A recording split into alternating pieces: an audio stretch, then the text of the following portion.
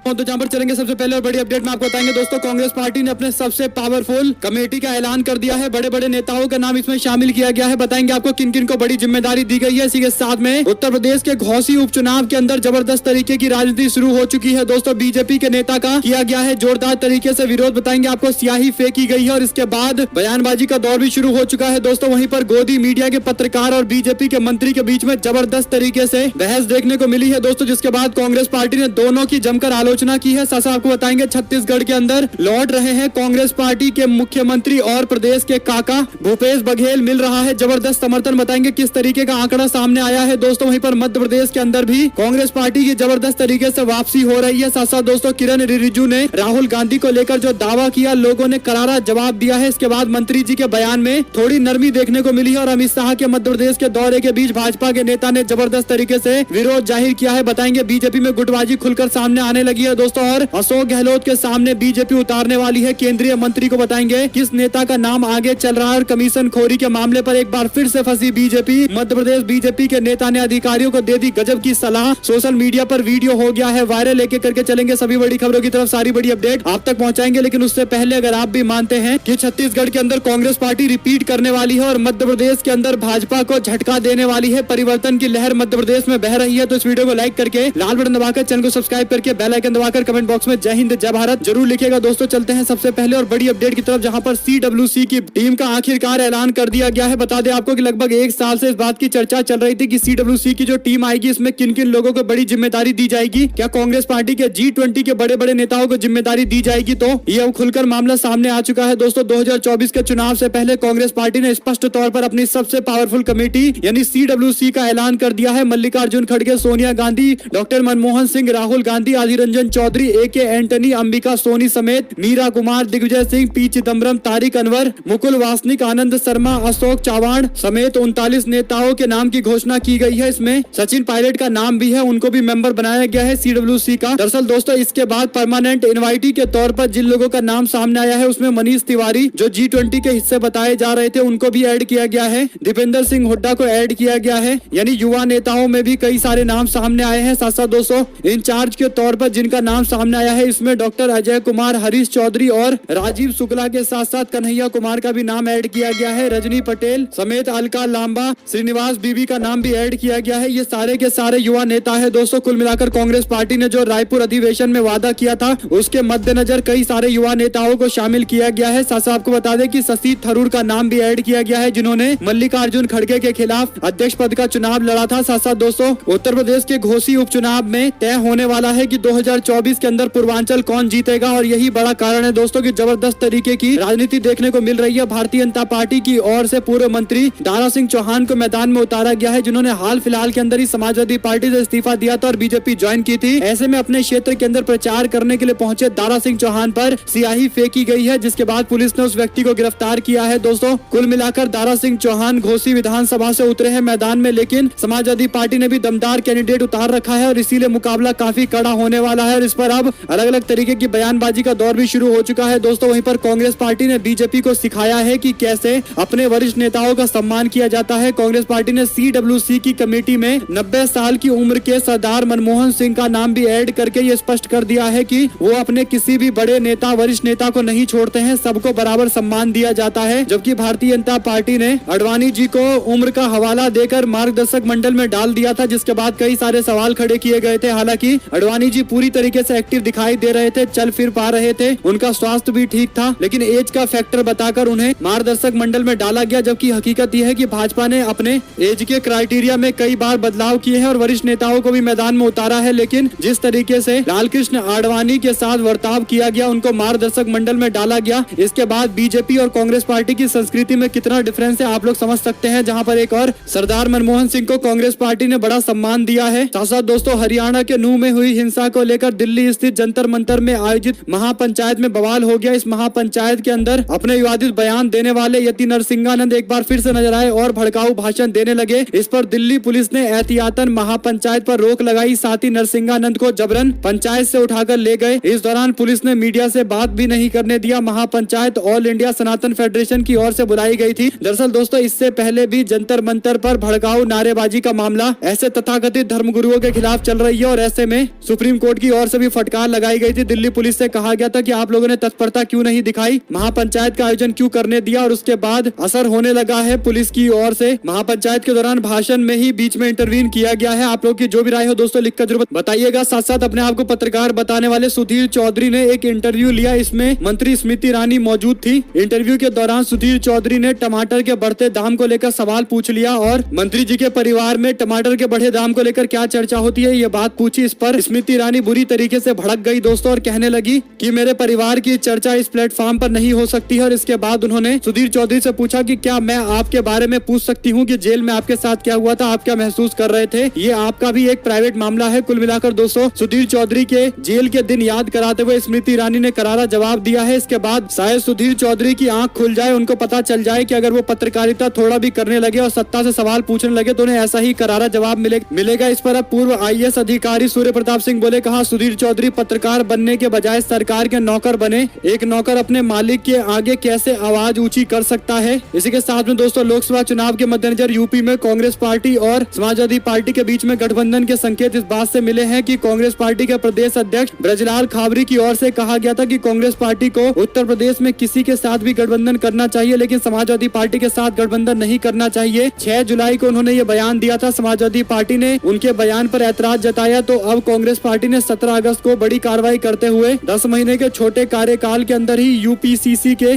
प्रमुख यानी प्रदेश अध्यक्ष ब्रजलाल खाबरी को हटाकर क्षेत्रीय अध्यक्ष अजय राय को नियुक्त कर दिया है। यानी समाजवादी पार्टी के विरोध के बाद कांग्रेस पार्टी के प्रदेश अध्यक्ष में ही बदलाव कर दिया गया है, जो स्पष्ट तौर पर संकेत देता है कि इंडिया गठबंधन के मद्देनजर उत्तर प्रदेश में सपा और कांग्रेस पार्टी का गठबंधन अकाट्य है और जो इसके विरुद्ध आवाज उठाएगा चाहे वो पार्टी का नेता भी हो तो उसके खिलाफ कार्रवाई की जाएगी। साथ साथ दोस्तों स्मृति ईरानी और प्रियंका गांधी को लेकर द फ्रीडम वॉइस की ओर से सवाल पूछा गया कि आप क्या मानते हैं महिलाओं की आवाज कौन उठाता है, तो इस पर लोगों ने अपनी अपनी राय दी है। लगभग 91,000 लोगों ने वोट डाले हैं, जिसमें स्मृति ईरानी को मात्र 6% लोगों ने माना है कि वो महिलाओं की आवाज है, जबकि प्रियंका गांधी को 94% लोगों ने माना कि वो महिलाओं की आवाज है। यानी लगभग 81,000 के आसपास लोगों ने प्रियंका गांधी को महिलाओं की आवाज माना है और मात्र कुछ हजार लोगों ने स्मृति ईरानी को महिलाओं की आवाज माना है। आप लोग कमेंट बॉक्स में लिखकर जरूर बताएगा प्रियंका गांधी या स्मृति ईरानी कौन भारत की महिलाओं की आवाज है। साथ साथ दोस्तों CM योगी आदित्यनाथ के बाद अखिलेश यादव से मुलाकात करने के लिए पहुंचे मेगा स्टार रजनीकांत। उनकी फिल्म आई है जेलर, जिसके प्रमोशन के लिए जगह जगह जाकर उन्होंने बड़े बड़े नेता और अभिनेताओं से मुलाकात की और ऐसे में उत्तर प्रदेश के अपने दौरे पर है तो पहले योगी आदित्यनाथ से मुलाकात की और उसके बाद अखिलेश यादव के घर पहुंचे और अखिलेश यादव को गले लगाते हुए उन्होंने उनसे बातचीत की है। इसके बाद अखिलेश यादव ने तस्वीर शेयर करते हुए लिखा कि मैसूर में इंजीनियरिंग की पढ़ाई के दौरान पर्दे पर रजनीकांत को देखकर जितनी खुशी होती थी आज भी वो खुशी बरकरार है। हम 9 साल पहले व्यक्तिगत रूप से मिले और तब से हमारी आपस में दोस्ती भी हो गई है। साथ साथ दोस्तों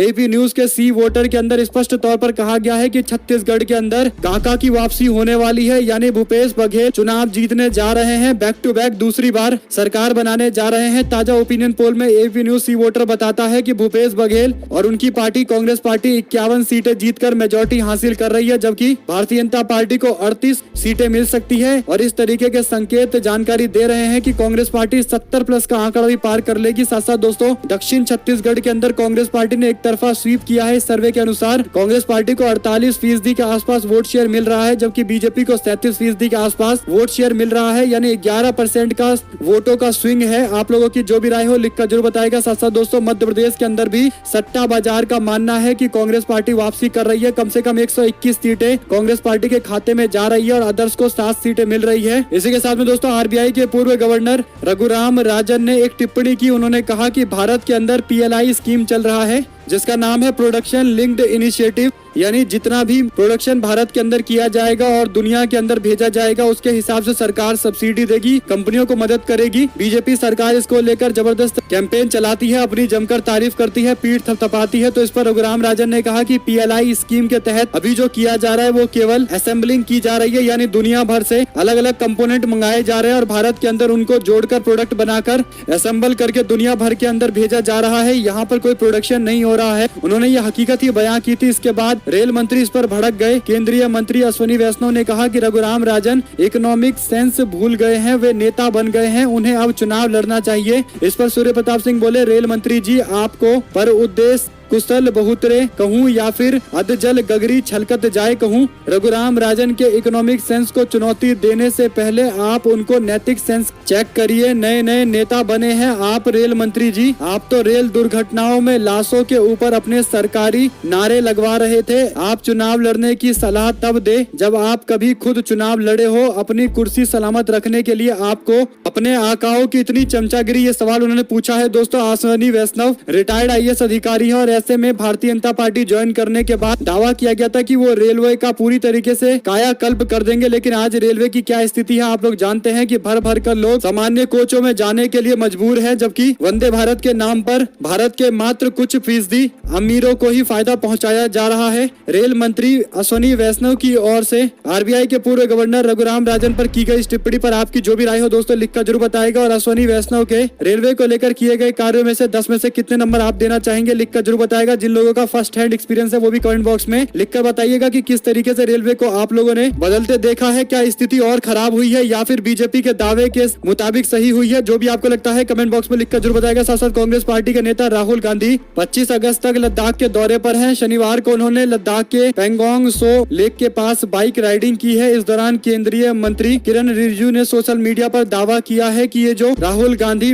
राइडिंग कर रहे हैं, जिस सड़क पर जा रहे हैं वो सड़क मोदी सरकार ने बनाई है। इसके बाद लोगों ने शाहरुख खान की फिल्म जब तक है जहाँ का एक सीन दिखाया है जिसमें शाहरुख खान सेना की वर्दी में उसी रोड से गुजर रहे हैं और लोग पूछ रहे हैं कि ये रोड तो काफी पहले से बना हुआ है। इसके बाद मंत्री जी सफाई देने लगे और कहने लगे कि रोड के किनारे की जो बात करें तो वहाँ पर पहले काफी उबड़ खाबड़ हुआ करता था, लेकिन अब मोदी सरकार ने वहाँ पर रोड बनाया है। कुल मिलाकर दोस्तों मंत्री जी पहले पूरे रोड पर ही क्लेम कर रहे थे, लेकिन अब धीरे धीरे कहने लगे कि किनारे में जो उबड़ खाबड़ है उसे मोदी सरकार ने बदलाव किया है, उस वहाँ पर सड़कें बनाई गई है। साथ साथ हरियाणा के नूह में हुए हिंसा के बाद दिग्विजय सिंह ने मध्य प्रदेश को लेकर भी एक टिप्पणी की थी और आशंका जाहिर की थी कि बीजेपी मध्य प्रदेश के अंदर इसी तरीके का कोई बवाल करवा सकती है। और ऐसे में दोस्तों इंदौर के अंदर भाजपा की तिरंगा यात्रा में सुपारी देकर फेंका गया था क्या पेट्रोल पंप? ये सवाल खड़े हुए हैं। बम फेंकने वाले विजय मालवीय और राकेश को पकड़ा गया है। कांग्रेस पार्टी ने आरोप लगाया है कि दंगा कराने के लिए पैसा देकर बम फिकवाया गया है। हालांकि किन लोगों ने ऐसा किया है, ये लोगों के मन में एक सवाल है जिसका जवाब जल्द मिलना चाहिए। साथ साथ दोस्तों अमित शाह के ग्वालियर दौरे से पहले बड़े बड़े दावे बीजेपी के नेता कर रहे थे, लेकिन भारतीय जनता पार्टी के कार्यक्रम में भी जमकर हंगामा देखने को मिला। बीजेपी के वरिष्ठ नेता और मंत्री गोपाल भार्गव का कार्यक्रम स्थल पर नहीं घुसने दिए जाने को लेकर बवाल देखने को मिला। गोपाल भार्गव ऐसे शब्दों का उपयोग करते नजर आए जो अब लिखना या दिखाना भी एक तरीके से अमर्यादित है। अमित शाह के दौरे के बाद बीजेपी में गुटबाजी खत्म हो जाएगी, इस तरीके के जो दावे करने वाले लोग हैं उन्हें अब समझ में आ जाना चाहिए कि बीजेपी के अंदर मामला काफी आगे निकल चुका है। गुटबाजी थमने का नाम नहीं ले रही है। बड़ी बात यह है कि गुटबाजी और ज्यादा देखने को मिल रही है, मामला काफी प्रखर होता जा रहा है। साथ साथ दोस्तों मध्य प्रदेश के अंदर 39 सीटों पर बीजेपी ने उम्मीदवारों का ऐलान किया है। क्या इससे बीजेपी को फायदा मिलेगा? AP न्यूज ने जनता से यह सवाल पूछे। 7,679 लोगों ने इस पर अपनी राय दी है, जिसमें से 45% लोगों ने कहा कि हाँ इससे बीजेपी को शुरुआती बढ़त मिल सकती है, लेकिन 47% लोगों का मानना है कि इससे कोई बढ़त नहीं मिलेगी। कुल मिलाकर दोस्तों मेजोरिटी उन लोगों की है जो मानते हैं कि 39 सीटों पर काफी दिन पहले ही उम्मीदवारों का ऐलान करने से बीजेपी को कोई फायदा नहीं पहुंचेगा। साथ साथ दोस्तों राजस्थान के अंदर इस बात को लेकर चर्चा चल रही है कि भारतीय जनता पार्टी किसी केंद्रीय मंत्री को राजस्थान के मुख्यमंत्री अशोक गहलोत के खिलाफ चुनावी मैदान में उतार सकती है। और जिस केंद्रीय मंत्री का नाम ज्यादा चर्चा में है आप लोग जानते हैं कि अर्जुन राम मेघवाल जी हैं, जिनको बीजेपी राजस्थान के अंदर प्रमोट कर रही है। सारे कमेटी का हिस्सा बनाया गया है, मैनिफेस्टो कमेटी में भी नाम जोड़ा गया है। चुनाव के अंदर बड़े फैसले लेने वाली कमेटी का भी उन्हें मेंबर बनाया गया है और ऐसे में बीजेपी अर्जुन राम मेघवाल को कहीं ना कहीं प्रमोट कर रही है।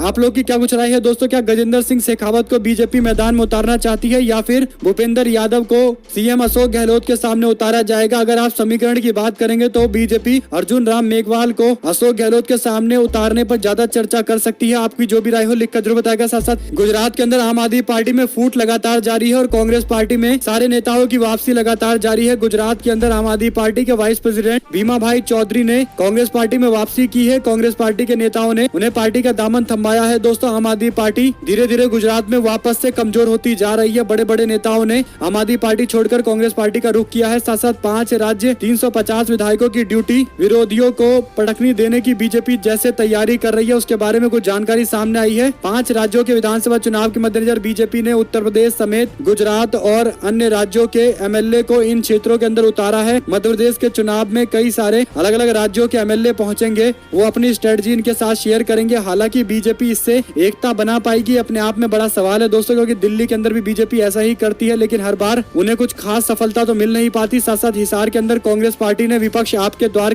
कार्यक्रम का आयोजन किया। इस दौरान भूपेंद्र सिंह हुड्डा और दीपेंद्र सिंह हुड्डा दोनों ने कार्यक्रम को संबोधित किया है। हजारों हजार की संख्या में कांग्रेसी कार्यकर्ता रैली स्थल पर देखे जा सकते हैं। कांग्रेस पार्टी का लगातार प्रभाव हरियाणा के अंदर बढ़ता जा रहा है दोस्तों। वहीं पर डीके शिव कुमार एक मेगा प्लान के तहत कर्नाटका के अंदर काम कर रहे हैं। भारतीय जनता पार्टी को बेंगलोर म्युनिसिपैलिटी के अंदर तगड़ा झटका देने की तैयारी है। भारतीय जनता पार्टी के 3 बड़े नेता हैं जो बेंगलुरु से आते हैं, उनमें एक बेंगलुरु एमएलए भी है जो कांग्रेस पार्टी के संपर्क में है। एसटी सोमशेखर जो बीजेपी के एमएलए हैं, उन्होंने हाल फिलहाल के अंदर डीके शिव कुमार की तारीफ की थी और उसके बाद मुख्यमंत्री सिद्धरमैया से भी मुलाकात की है। साथ साथ दोस्तों बायरथी, बसवराज और गोपालैया भी कांग्रेस पार्टी के संपर्क में है। कांग्रेस पार्टी लोकसभा चुनाव के मद्देनजर कई सारे अन्य नेताओं को अपने साथ में लाने का प्रयास कर रही है। देखते हैं कांग्रेस पार्टी को कितनी सफलता मिलती है। वहीं दोस्तों मध्य प्रदेश के बीजेपी के एक विधायक ने अधिकारियों को कमीशन खोरी के लिए एक सलाह दी है। विधायक का कहना है कि अधिकारी कमीशन खोरी तो करे लेकिन थोड़ा कम कमीशन ले। उनकी इस सलाह का वीडियो सोशल मीडिया पर तेजी से वायरल हुआ है। कमीशन पर बीजेपी विधायक की सलाह अब कांग्रेस पार्टी के लिए एक बड़ा मुद्दा बन गई है दोस्तों। पहले ही कांग्रेस पार्टी ने 50% कमीशन वाली सरकार बताया था और उसके बाद विधायक की ओर से ये टिप्पणी कहीं न कहीं बीजेपी को मुश्किल में डाल रही है। आपको बता दें कि नरसिंहगढ़ से बीजेपी के विधायक है राजवर्धन सिंह, जिन्होंने अधिकारियों को ये बातें कही है। यानी बीजेपी का नेता ये मान रहा है कि जबरदस्त तरीके का भ्रष्टाचार चल रहा है, कमीशन खोरी चल रही है, लेकिन कम कमीशन लेने के लिए अधिकारी को कह रहे हैं। साथ साथ स्मृति ईरानी के द्वारा सुधीर चौधरी को जो जवाब दिया गया है, इस पर अजीत अंजुम बोले, कहा कोई धाकड़ नहीं है। स्मृति ईरानी अहंकार सिर पर बोलता है इन्हें लगता है कि कोई इनके सीधे और जरूरी सवाल इनसे ना पूछे। अमेठी में एक स्ट्रिंगर को धमकाकर उसकी नौकरी ले चुकी हैं। सुधीर चौधरी की नौकरी नहीं ले सकती तो उसे तिहाड़ जेल रिटर्न बता रही हैं। वैसे सुधीर चौधरी ने सही सवाल पूछा, उन्हें चापलूसी की लत तो उन्हीं लोगों ने लगाई है तो झेलना भी उन्हें पड़ेगा। दरअसल बीजेपी के नेता स्मृति ईरानी के द्वारा सुधीर चौधरी को लगाई गई फटकार की तारीफ कर रहे थे और धाकड़ बता रहे थे, जिस पर यह अजीत अंजुम ने टिप्पणी की है। साथ साथ दोस्तों कांग्रेस पार्टी के नेता रह चुके स्वर्गीय राजीव गांधी के जयंती के मौके पर पार्लियामेंट के अंदर उनको श्रद्धांजलि दी गई है। इस दौरान कांग्रेस पार्टी नेताओं के साथ बीजेपी के पूर्व नेता सुब्रमण्यम स्वामी भी मौजूद रहे हैं, जिस पर बीजेपी के लोग ही आलोचना कर रहे हैं। साथ साथ दोस्तों मल्लिकार्जुन खड़गे बोले, कहा 1984 में कांग्रेस ने 401 सीटें जीती थी। उस समय 2 सीटें जीतने वाली पार्टी को भी राजीव गांधी ने अहमियत दी थी, उनका निशाना बीजेपी की तरफ था। साथ साथ दोस्तों मध्य प्रदेश के अंदर बीजेपी के नेता का ऑडियो वायरल हुआ है। मध्य प्रदेश के धर्मपुरी विधानसभा से बीजेपी के पूर्व विधायक और वर्तमान प्रत्याशी कालू सिंह ठाकुर एक महिला पार्षद को गाली दे रहे हैं। ऑडियो वायरल होने के बाद अब लोगों ने सवाल खड़े किए हैं। कांग्रेस पार्टी ने लिखा कि शिवराज जी ये भाजपा का असली चरित्र है क्या? बेशर्म बीजेपी नेता। साथ साथ दोस्तों कांग्रेस पार्टी विधायक संदीप जाखड़ पार्टी से निष्कासित किए गए हैं। पार्टी विरोधी गतिविधियों में संलिप्त होने के कारण ये कार्रवाई की गई है। अबोहर विधानसभा सीट से कांग्रेस पार्टी के विधायक है संदीप जाखड़। उनके छत पर बीजेपी का झंडा लगा हुआ है और भारतीय जनता पार्टी को सपोर्ट कर रहे थे, इसीलिए पार्टी विरोधी गतिविधियों में शामिल होने के कारण ये कार्रवाई की गई है। साथ साथ दोस्तों चीन पर राहुल गांधी ने बयान दिया। उन्होंने कहा कि मैंने स्थानीय लोगों से पूछा है, उन्होंने कहा कि चाइना ने हमारे क्षेत्र के अंदर दखल दिया है। जो एरिया पहले हम लोग जा पाते थे अब नहीं जा पा रहे हैं। राहुल गांधी के इसी बयान पर ज्योतिरादित्य सिंधिया भड़क गए हैं। साथ साथ दोस्तों आज तक की ओर से कार्यक्रम चलाया गया, इंडिया तैयार एनडीए पर होगा वार। तो लोग सवाल पूछ रहे हैं कि क्या अब इन्होंने अपना रुख बदल लिया है। साथ साथ बीजेपी के सांसद सन्नी देओल ने नहीं चुकाया 56 करोड़ का लोन, बंगला होने वाला है नीलाम। बैंक ने विज्ञापन भी जारी कर दिया है। साथ साथ इंडिया में दरार के सवाल पर पवन खेड़ा बोले, कहा हम चूक गए तो लोगों को शक्ल कैसे दिखाएंगे। दरअसल आम आदमी पार्टी और कांग्रेस पार्टी के नेताओं के बयान पर यह टिप्पणी की गई है। साथ साथ तेलंगाना के दौरे पर सोनिया गांधी जा सकती है। तेलंगाना कांग्रेस की ओर से कैंपेन लॉन्च करने के लिए किसी बड़े नेता को अप्रोच किया जा रहा है। दरअसल कांग्रेस पार्टी का मैनिफेस्टो सोनिया गांधी से जारी करवाने की मांग की जा रही है। तेलंगाना पीसीसी की ओर से सोनिया गांधी से संपर्क साधा गया है। उम्मीद की जा रही है कि सोनिया गांधी तेलंगाना में मौजूद रहेंगी और पार्टी का कैंपेन लॉन्च करेंगी, जैसे मध्य प्रदेश के अंदर प्रियंका गांधी ने कैंपेन लॉन्च किया है। वहीं पर दोस्तों राजस्थान में कांग्रेस पार्टी एकता के साथ आगे बढ़ रही है। कांग्रेस के वरिष्ठ नेता सचिन पायलट 24 अगस्त को मसूदा में सभा को संबोधित करेंगे और साथ साथ जिस तरह का चुनावी कैंपेन G20 को लेकर चलाया जा रहा है, दूसरे किसी देश में ऐसा नहीं हुआ। कांग्रेस पार्टी के नेता जयराम रमेश ने बताया कि कैसे G20 को लेकर बीजेपी चुनावी इस्तेमाल कर रही रही है, चुनावी कैंपेन में G20 का इस्तेमाल कर रही है, जो पहले किसी भी देश में नहीं हुआ है। साथ साथ कांग्रेस पार्टी के अध्यक्ष मल्लिकार्जुन खड़गे 22 अगस्त को मध्य प्रदेश के सागर में पहुंच रहे हैं, जनसभा को संबोधित करेंगे। मध्य प्रदेश कांग्रेस की ओर से पोस्टर जारी करते हुए लिखा गया कि जनता की आवाज होगी, मंथन होगा, सागर की ललकार से परिवर्तन होगा, भारत के धरती पुत्र का अभिनंदन, विशाल जनसभा 22 अगस्त सागर। सारे कार्यकर्ताओं को बुलाया गया है। साथ साथ दिल्ली की 7 लोकसभा सीटों के लिए बीजेपी ने प्रभारियों के नाम की घोषणा कर दी है। उम्मीद की जा रही है कि इन लोगों के रिपोर्ट के बाद तय किया जाएगा कि दिल्ली के अंदर किस किस को मैदान में उतारा जाएगा। दरअसल दोस्तों, बीजेपी ने महिला मोर्चा के लता गुप्ता, अनुसूचित जाति मोर्चा के करम सिंह कर्मा और ओबीसी मोर्चा के जेपी तोमर, अल्पसंख्यक मोर्चा के मोहम्मद हारून यूसुफ और कई लोगों को जिम्मेदारी दी है। साथ साथ सचिन पायलट को बड़ी जिम्मेदारी मिली है, CWC का मेंबर बनाया गया है। तो अब राजस्थान के अंदर भी आपसी मतभेद दूर होता नजर आ रहा है। साथ साथ दोस्तों, संजय राउत ने अजीत पवार को बताया कटफोड़वा, कहा शिंदे की कुर्सी को छेद कर रहे हैं, उसे तोड़ने का प्रयास कर रहे हैं। अजीत पवार के जाने का सीधा मतलब यह है कि शिंदे की कुर्सी खतरे में है। साथ साथ तमिलनाडु के अंदर मिनिस्टर उदयन स्टालिन की ओर से एक दिन का धरना प्रदर्शन किया गया है। नीट परीक्षा को लेकर गवर्नर RN रवि की ओर से कहा गया कि बैन नहीं लगाया जाएगा, इसके बाद प्रदर्शन किया गया है। दोस्तों, अगर आप लोगों को कोई भी खबर अच्छी लगी हो तो इस वीडियो को लाइक करके लाल बटन दबाकर चैनल को सब्सक्राइब करके बेल आइकन दबाकर कमेंट बॉक्स में जय हिंद जय भारत जो लिखेगा। जुड़े दोस्तों का बहुत बहुत धन्यवाद। देख रहे तो आपको अपने चैनल जय हिंद जय भारत मातरम।